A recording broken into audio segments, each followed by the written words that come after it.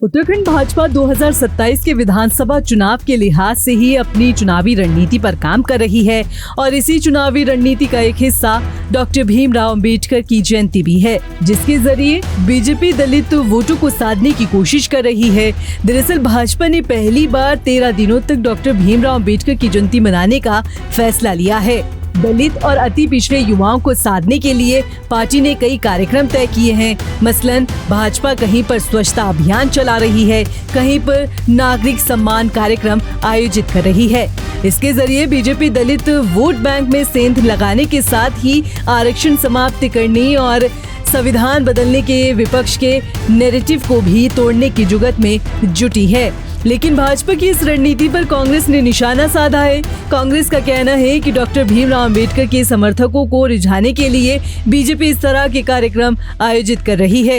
देखिए, आप जानते हैं कि कांग्रेस पार्टी का साफ मानना है, कांग्रेस पार्टी सही मायने में जो देश के महापुरुष हैं, उनमें से जो वरिष्ठ हमारे जो बहुत महान महापुरुष हुए डॉक्टर भीमराव अम्बेडकर जी, उनको सच्ची श्रद्धांजलि अर्पित करने के लिए पूरे देश के अंदर हमने एक मुहिम चलाई है कांग्रेस पार्टी ने कि संविधान बचाओ और सौहार्द बढ़ाओ, क्योंकि आज संविधान पे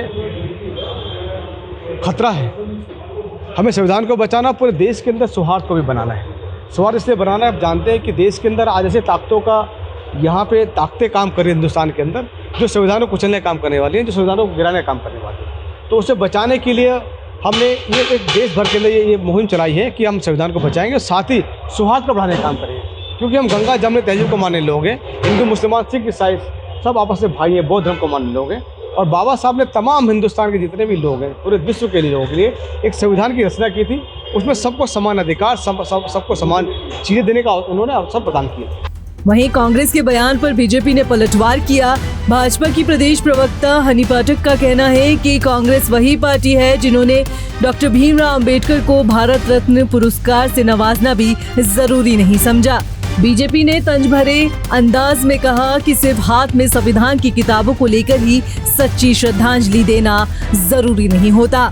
देखिए, कांग्रेस का ये बयान पूरी तरीके से हास्यास्पद बयान है और ज्ञान वो हमें दे रहे हैं जिन्होंने अपनी सरकार के रहते कभी अंबेडकर जी को भारत रत्न के पुरस्कार से भी नवाजना जरूरी नहीं समझा।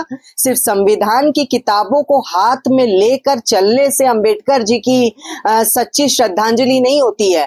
असल में सच्ची श्रद्धांजलि का तात्पर्य वो होता है कि जब आप ये देखें कि भारत देश में उनको भारत रत्न जैसे पुरस्कार से नवाजा गया हो और उसके लिए भारतीय जनता पार्टी ने कार्य किया है, तो इस तरीके की बात करके वो अपनी तुच्छ मानसिकता और दुष्ट मानसिकता का परिचय दे रहे हैं। और संविधान की किताब को हाथ में लेकर जो घूमते रहते राहुल गांधी जी, अगर उनसे ये पूछा जाए कि उसमें पन्ने कितने हैं, तो वो बगले झांकना शुरू कर देंगे, क्योंकि इस तरीके का कार्य करने में, वो सिर्फ दिखावा करने में, छलावा करने में, जो आज तक उन्होंने देश में किया उस कार्य को करने में ही वो कार्य करते दिखाई देते। तो और कांग्रेस की तो ये हमेशा से नीति रही है कि पहले जनता के लिए उनको पूरी तरीके से आंखें छीन लो, फिर चश्मे दान करने का एक दिखावा करो।